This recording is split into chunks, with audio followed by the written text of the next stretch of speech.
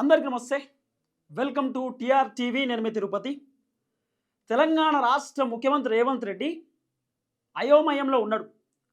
కాంగ్రెస్ పార్టీకి సంబంధించినటువంటి మంత్రులు పరిశాన్లో ఉన్నారు, టెన్షన్లో ఉన్నారు, షాక్లో ఉన్నారు. ఏం చేయాలో కాంగ్రెస్ పార్టీకి సంబంధించినటువంటి నాయకులకు అర్థమైతలేదు. రేవంత్ అన్న ఇప్పుడు అనుకుంటున్నాడట, అరే సర్పంచ్ ఎన్నికల కంటే ముందే మనం రైతు బంధు ఇస్తే బాగుంటుండే, రైతు బంధు రిలీజ్ చేస్తే రైతుల ఓట్లు మనకు పడుతుండే. ఇప్పుడు ఆయనతో రైతు బంధు ఇవ్వకపోయేసరికి చాలామంది రైతులు కాంగ్రెస్ పార్టీకి కాకుండా బీఆర్ఎస్ పార్టీకి ఓట్లేసిర్రు. బీఆర్ఎస్ పార్టీ బలపరిచినటువంటి అభ్యర్థికి ఓటేసి సర్పంచ్ ఎన్నికలలో గెలిపించిర్రు. దాదాపు ఈ సర్పంచ్ ఎన్నికలలో మొదటి విడతలో 1700 మంది కాంగ్రెస్ పార్టీ సపోర్ట్ చేసినటువంటి సర్పంచులు గెలిస్తే 1345 మంది బీఆర్ఎస్ పార్టీ సపోర్ట్ చేసినటువంటి సర్పంచులు గెలిచిర్రు. రేవంత్ రెడ్డి సొంత జిల్లాలో దాదాపు 65 మంది బీఆర్ఎస్ పార్టీ సపోర్ట్ చేసేటటువంటి సర్పంచులు గెలిస్తే రేవంత్ అన్న సొంత జిల్లాలో కాంగ్రెస్ పార్టీకి సంబంధించినటువంటి సర్పంచులు 61 మంది గెలిచారు. అంటే 4 సర్పంచులు ఎక్కువ గెలిచారు బీఆర్ఎస్లో. అసలు రేవంత్ అన్న షాక్లో ఉన్నాడు, పరిశాన్లో ఉన్నాడు. కారణం ఏంది అని చెప్పి రేవంత్ అన్న ఎంక్వైరీ చేస్తున్నాడట. మరి రెండో విడత పరిస్థితి ఏంది? మొదటి విడతలోనే ఫెయిల్ అయిపోయినాం, అసలు బీఆర్ఎస్ పార్టీ లేదు, బీఆర్ఎస్ పార్టీ ఖతమైపోయింది అనేటటువంటి మూమెంట్లో సర్పంచ్ ఎన్నిక మొదటి విడతలో రేవంత్ అన్నకు మామూలు షాక్ కాదు. 1345 మంది బీఆర్ఎస్ పార్టీకి సంబంధించినటువంటి సపోర్ట్ చేసిన సర్పంచ్లు గెలిచిర్రంటే కొంత కాంగ్రెస్ ప్రభుత్వం పైన వ్యతిరేకత ఉన్నట్టే కదా. ఇప్పుడు ఒక్క గ్రామంలో 800 ఓట్లు, ఒక గ్రామంలో 1400 ఓట్లు, 1000 ఓట్లు, 900 ఓట్లు, 500 ఓట్లు ఇట్లుంటాయి. సో గ్రామంలో ఉన్నటువంటి జనం బీఆర్ఎస్ పార్టీ బలపరిచినటువంటి అభ్యర్థికి ఓటేసి గెలిపించారంటే కాంగ్రెస్ పైన వ్యతిరేకత ఉన్నట్టే కదా. ఖచ్చితంగా ఆ ఊళ్ళే జనం కాంగ్రెస్ పార్టీ వద్దన్నట్టే కదా, రేవంత్ రెడ్డి పైన వ్యతిరేకత ఉన్నట్టే కదా. ఇదంతా కూడా రేవంత్ అన్న మానిటరింగ్ చేపిస్తున్నాడట. రేవంత్ అన్న కొంత తెలుసుకునేటటువంటి కార్యక్రమం చేస్తున్నాడట. ఎందుకు 1300 మంది గెలిచిర్రు బీఆర్ఎస్ పార్టీకి సంబంధించి, మన వాళ్ళు 1700కి ఎందుకు పరిమితం అయిపోయిర్రు, మనం అన్నిటికన్నా ఎందుకు గెలవలేకపోయినాం, అన్నిటికన్నా మనం ఎందుకు కొట్టలేకపోయినాం, కారణం ఏంది, ఎక్కడ వచ్చింది, అసలు రీజన్ ఏంది అని చెప్పి రేవంత్ అన్న తెలుసుకుంటే రేవంత్ అన్నకు అర్థమైనటువంటి కథ ఏందట అంటే రైతు బంధు ఇవ్వలేదు, ఫెయిల్ అయిపోయినాం. రేవంత్ అన్నకు అర్థమైనటువంటి వ్యవహారం ఇదే. డిసెంబర్లో ఇవ్వాలి రైతు బంధు. ఇప్పుడు బేసిక్ పాయింట్స్ కొన్ని మాట్లాడుకుంటే ఫస్ట్ జనవరి, ఫిబ్రవరి, మార్చ్, ఏప్రిల్, మే, జూన్లో రైతు బంధు ఇవ్వాలి. July, August, September, October, November, డిసెంబర్లో రైతు బంధు ఇవ్వాలి. జూన్లో, డిసెంబర్లో అంటే 6 నెలలకు ఒక పంట అన్నప్పుడు 12 నెలలలో 2 విడతలుగా రైతు బంధు ఉంటుంది. రేవంత్ అన్న ఇప్పుడు 6000 రూపాయలు ఇస్తున్నాడు రైతు బంధు ఒక విడత కంటే 12000 రూపాయలు కదా. ఒక ఎకరానికి సంవత్సరానికి 12000 రూపాయలు రావాలి. 6 నెలలకో పంట, వానాకాలం పంట ఒకటి, ఎండాకాలం పంట ఒకటి, ఈ 2 పంటలకు రైతు బంధు రావాలి. డిసెంబర్లో రేవంత్ అన్న రైతు బంధు ఇవ్వాలి కానీ ఇవ్వలే. రైతులందరూ బాగా ఫీల్ అయింది ఇక్కడే. డిసెంబర్ మొదటి వారంలోనే నాకు రైతు బంధు రావాలి. ఎలక్షన్ ఫస్ట్ విడత ఎప్పుడు జరిగింది? 11వ తారీఖు జరిగింది. రేవంత్ అన్న రైతు బంధు ఇవ్వాలనుకుంటే 1వ తారీఖు ఇవ్వాలి, 2వ తారీఖు కూడా ఇవ్వచ్చు, కానీ రైతు బంధు ఇవ్వలే. కారణం ఏంటంటే ఎలక్షన్స్ ఉన్నాయి, ఎలక్షన్స్ అయిపోయిన తర్వాత ఇస్తా అని చెప్పి డిలే చేసిండు. చాలామంది రైతులు రేవంత్ అన్న పైన ఉన్నటువంటి కోపం ఏంది, రైతు బంధు మాకు చక్కగా రాలే, ఇప్పుడు రైతు బంధు ఇవ్వలే, పోయిన రైతు బంధు కూడా మాకు చక్కగా రాలే, తర్వాత రుణమాఫీ కూడా చక్కగా కాలే, తర్వాత 500 రూపాయల పంట బోనస్ కూడా చక్కగా వస్తలేదు, మా వడ్లు చక్కగా కొంటలేరు. ఇటు రైతులు రేవంత్ అన్నకు షాక్ ఇచ్చారు. రేవంత్ అన్నకు అర్థమైనటువంటి వ్యవహారం ఏంది, మొదటి విడతలో బీఆర్ఎస్ పార్టీకి 1345 మంది గెలిచిర్రు సర్పంచ్ ఎన్నికలకు సంబంధించినటువంటి వ్యవహారంలో బీఆర్ఎస్ బలపరిచిన వాళ్ళంటే కారణం first main reason Rythu Bandhu ఇవ్వలేకపోయినాం, అందుకే రైతులు మన మీద కోపంగా ఉన్నారు అనేది రేవంత్ అన్నకు అర్థమైనటువంటి వ్యవహారం. ఇక రెండోది వచ్చేసి మహిళలు కూడా చాలామంది కాంగ్రెస్ పార్టీ సపోర్ట్ చేసేటటువంటి సర్పంచ్ గెలవలేదు. మహిళలు ఎందుకు కాంగ్రెస్ పార్టీకి సంబంధించినటువంటి ఆ సర్పంచ్కి ఓటేయలేదు అంటే చాలా రీజన్స్ ఉన్నాయి. ఫస్ట్, రేవంత్ అన్న 2500 రూపాయలు ప్రతి నెల మహిళలకు ఇస్తా అని చెప్పిండు. తర్వాత రేవంత్ అన్న చేసేటటువంటి కథ ఏంది, ఇంద్రమ్మ చీరల్ని నమ్ముకున్నాడు రేవంత్ అన్న.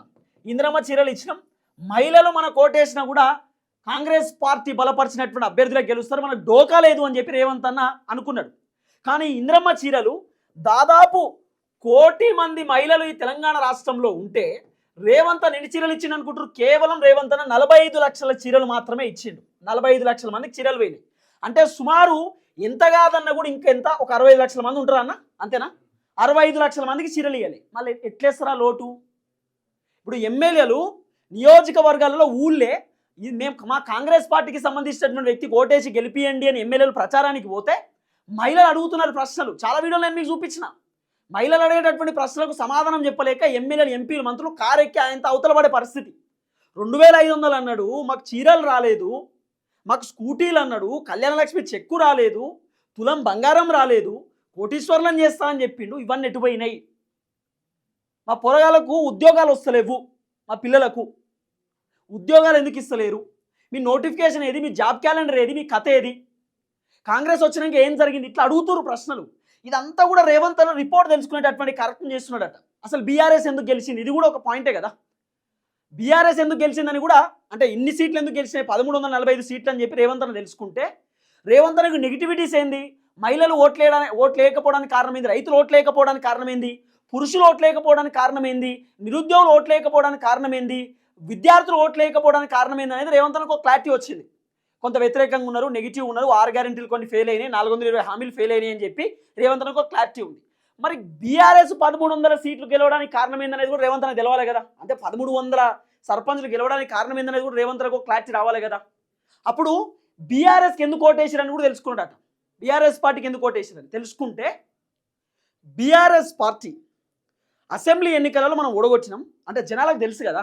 అసెంబ్లీ ఎన్నికలలో కేసీఆర్ అనే వ్యక్తికి ఓటేయలేదు, కేసీఆర్ని ఓడగొట్టిర్రు, కాంగ్రెస్ పార్టీ ఎమ్మెల్యేని గెలిపించుకున్నారు. కాంగ్రెస్ పార్టీ ఎమ్మెల్యే గెలిచినటువంటి 2 సంవత్సరాలలో ఒక్కసారి కూడా ఊర్లోకి రాలేదట. ఆ ఊర్లోకి రాలేదట, వాళ్ళ ఇంటికి రాలేదట, వాళ్ళ ఊరు సమస్య తెలుసుకోలేదట, వాళ్ళ ఊర్లో రోడ్లు అట్లే ఉన్నాయట, వాళ్ళ ఊర్లో ఆ కథంతా అట్లే ఉంది, చెత్త చెదారం అట్లనే ఉంది. ఒక్కసారి కూడా ఎమ్మెల్యే రాలేదట. మరి ఒక్కసారి కూడా మేము గెలిపించినటువంటి ఎమ్మెల్యే మా దగ్గరికి రానప్పుడు, రేపటి రోజు మళ్ళీ అదే కాంగ్రెస్ కోటేసి గెలిపిస్తే ఎమ్మెల్యే మాకు పనిచేయనప్పుడు సర్పంచ్ మాకు పనిచేస్తారా? చేయడు. ఎందుకంటే ఈ సర్పంచ్ బిల్లులు రావాలంటే ఈయన ఏడికి పోవాలి? ఎమ్మెల్యే కాడికి పోయి కూర్చోవాలి, సార్ ఈర్రి అని అనాలి. కాబట్టి మంచో చెడో అభివృద్ధి జరిగినా జరగకపోయినా అప్పట్లో కేసీఆర్ మంచిగా చేసిండు కాబట్టి ఇప్పుడు కూడా కేసీఆర్కే ఓటేస్తాం, కేసీఆరే కావాలని చెప్పి గంపగుత్త జనాలు 1345 గ్రామ పంచాయతీలలో జనాలందరూ కూడా సర్పంచ్లను గెలిపించుకున్నారు. ఎవరు ఫేస్తో? అక్కడ ఉన్నటువంటి సర్పంచ్లు అద్భుతాలు చేసిరు, ఎక్సలెంట్ అని కాదు. కొంతమంది సర్పంచ్లు అంటే కొంతమంది పోటీ చేసేటటువంటి వాళ్ళకు మంచి చరిష్మా ఉంది, మంచి పేరు ఉంది, ఊళ్ళే మంచితనంతో గెలిచారు. ఇంకొంతమంది బీఆర్ఎస్ పార్టీ కండవాలు వేసుకొని బీఆర్ఎస్ పార్టీ కేసీఆర్ కావాలన్నా రేవంత్ రెడ్డి కావాలని ప్రచారం చేస్తూ మా కేసీఆరే కావాలని చెప్పి ఓటేసేటటువంటి జనాలు కూడా ఉన్నారు. ఎందుకంటే కేసీఆర్ ఉన్నప్పుడు కొంతమందికి అనిపించవచ్చు పోగొడుతున్నాడు, ఏదో అనిపించవచ్చు. కానీ చెప్తున్నా, కేసీఆర్ ఆ రోజు మన గ్రామ పంచాయతీలో ఏం చేసింది అనేది సీసీ రోడ్లు, మన గ్రామ పంచాయతీలో మున్సిపల్ అదే వాటర్ ఏందా వాటరు నీళ్ళు వస్తున్నాయి కదా, మిషన్ భైరత నీళ్ళు. తర్వాత కేసీఆర్ వచ్చిన తర్వాత బియ్యం, రేషన్ బియ్యం వచ్చుడుతో ఫోన్ చేసి పిలుచుడు. కేసీఆర్ వచ్చిన తర్వాత కొత్త పట్టాలు వచ్చినాయి. కేసీఆర్ వచ్చిన తర్వాత అనేకమైనటువంటి అంశాలు, 1-2గా చాలా అయిపోతుంది. రోడ్లు వచ్చినాయి, కొత్త స్కూళ్ళు కట్టించిండు కొన్ని, తర్వాత పోల్ లేపించిండు, లైట్లు లేపించిండు, తర్వాత కొన్ని ఇల్లులు వచ్చినాయి, డబుల్ బెడ్రూమ్లు మన ఊళ్ళే. కొన్ని జరిగినటువంటి కార్యక్రమాలు చెప్తున్నా. స్ట్రీట్ లైట్లు వచ్చినాయి పెద్ద పెద్దవి, ఏంటిది స్పెట్స్ వచ్చినాయి, ఇవన్నీ కూడా వచ్చినాయి.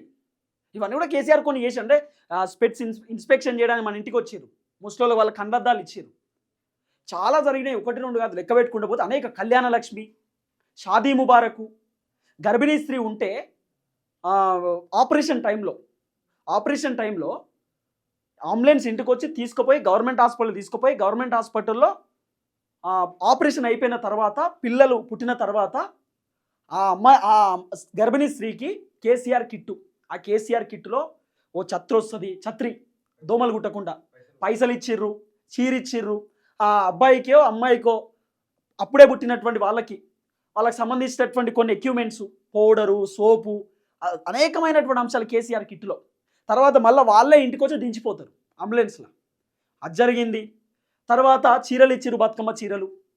తర్వాత బతుకమ్మ కుంటలు కట్టిరు ఊళ్ళే, బతుకమ్మ కుంటలు కొన్ని లైట్లు వేసి రాడా బతుకమ్మలు ఆడుకోవడానికి. ఇట్లా మాట్లాడుకుంటూ పోతే అనేకమైనటువంటి అంశాలు జరిగినాయి. కేసీఆర్ ఉన్నప్పుడు ఏం జరగలేదని చెప్పనీకి లేదు. ఎందుకు జనాలు బీఆర్ఎస్ పార్టీకి 1300 మందిని గెలిపించుకున్నారు సర్పంచ్ అభ్యర్థులను అంటే, మంచో చెడో ఆయనే ఉండాలి, వీళ్ళు వచ్చిన తర్వాత కొన్ని అయినాయి కొన్ని కాలేదు, ఎందుకు తీ అని చెప్పి లైట్ తీసుకొని కొంత బీఆర్ఎస్ పార్టీకి వేసినట్టు కనబడ్డది. కాంగ్రెస్ పైన ఉన్నటువంటి వ్యతిరేకత రేవంత్ అని తెలుసుకున్నాడట, కేసీఆర్ పైన ఉన్నటువంటి పాజిటివ్ కూడా తెలుసుకున్నాడట.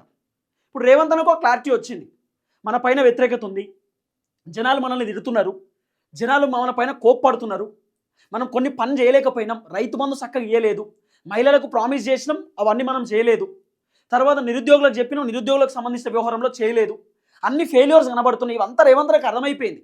అందుకే జనాలు మంచో చెడో కేసీఆర్ కేసీఆర్ అని అంటున్నారు.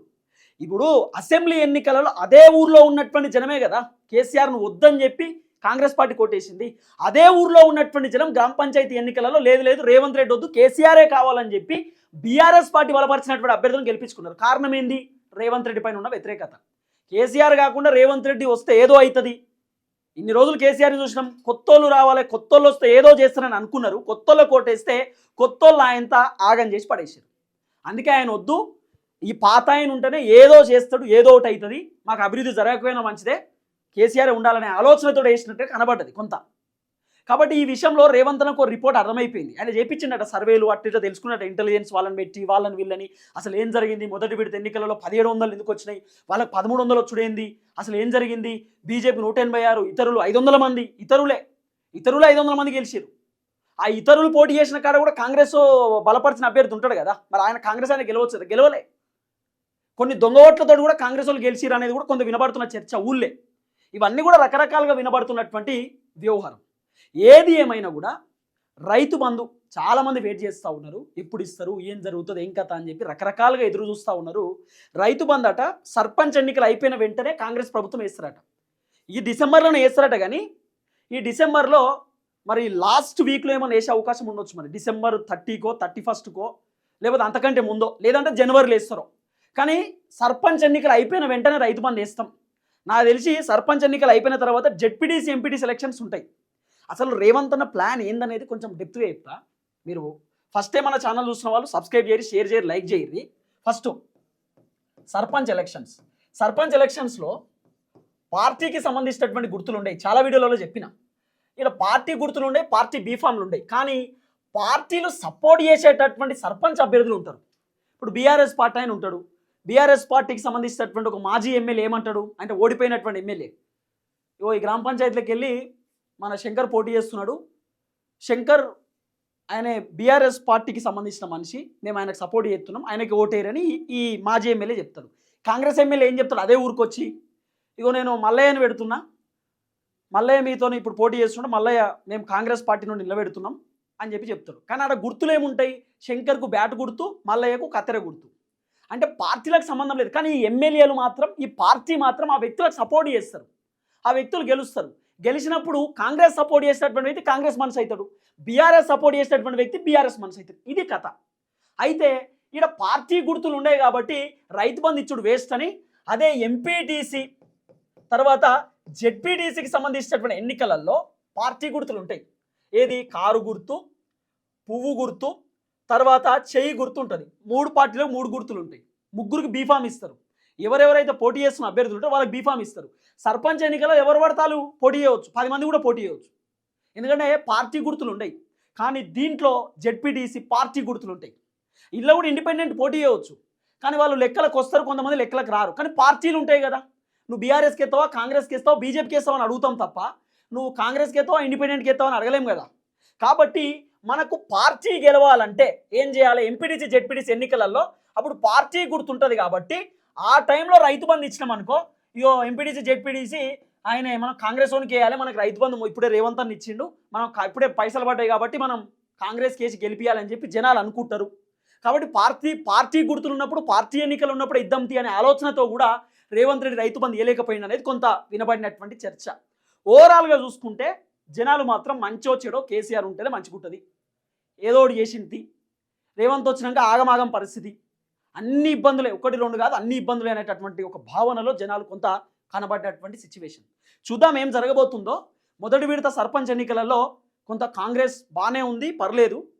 కానీ బీఆర్ఎస్ మాత్రం కొంత రేవంత్ రెడ్డికి సుక్కలు చూపించారు. ఎందుకంటే అలా 1700 అయితే 1700 కదా కాంగ్రెస్, 1702 అయితే బీఆర్ఎస్ 1345. అంటే ఎంత డిఫరెన్షియేషన్, ఒక 600 700 డిఫరెన్షియేషన్ ఏదో ఉన్నట్టుంది, 6 7 అంతలే కదా, అంత ఏదో డిఫరెన్షియేషన్ ఉంది. కాకపోతే కాంగ్రెస్ అధికార పార్టీ ఇన్ఫ్లుయెన్స్ ఎక్కువ ఉంటుంది, పతారు ఎక్కువ ఉంటుంది, వాళ్ళ పని వాళ్ళు చేసారు. బీఆర్ఎస్ ప్రతిపక్షం కాబట్టి కొంత స్లో డౌన్ అయ్యారు. అయినా సరే అసలు వీళ్ళ గ్రామ పంచాయతీ ఎన్నికలలో ఒక్క సీట్ రాదనుకున్నాం మనం అంతా బీఆర్ఎస్కి. ఎందుకంటే ఎమ్మెల్యే ఎన్నికలలో ఇదే రూరల్ ప్రాంతాలకు సంబంధించినటువంటి, ఇదే పల్లెటూరులో సంబంధించినటువంటి జనాలు కేసీఆర్ని వద్దని చెప్పి కాంగ్రెస్ వాళ్ళని గెలిపించారు. హైదరాబాద్లో మొత్తం బీఆర్ఎస్ గెలిస్తే పల్లెటూర్లలో మొత్తం కాంగ్రెస్ గెలిచింది. కానీ అదే పల్లెటూరులో ఇలా కేసీఆర్ని కావాలని చెప్పి గెలిపించుకున్నారు. అట్లుంటుంది అన్నట్టు కథ. చూద్దాం ఏం జరగబోతుందో. ఇది సర్పంచ్ ఎన్నికలకు సంబంధించినటువంటి వ్యవహారం, రైతు బంధుకు సంబంధించినటువంటి అంశం. ఎన్నికలు అయిపోయిన వెంటనే రైతు బంధు వేస్తా అనే ఆలోచనలో ప్రభుత్వం ఉన్నది. అది కూడా 2 ఎకరాలకు సంబంధించినటువంటి రైతులకే అనేది కొంత వినబడుతున్నటువంటి చర్చ. చూద్దాం ఏం జరగబోతుందో. అందరికీ నమస్తే, థ్యాంక్ యూ సో మచ్. జై తెలంగాణ.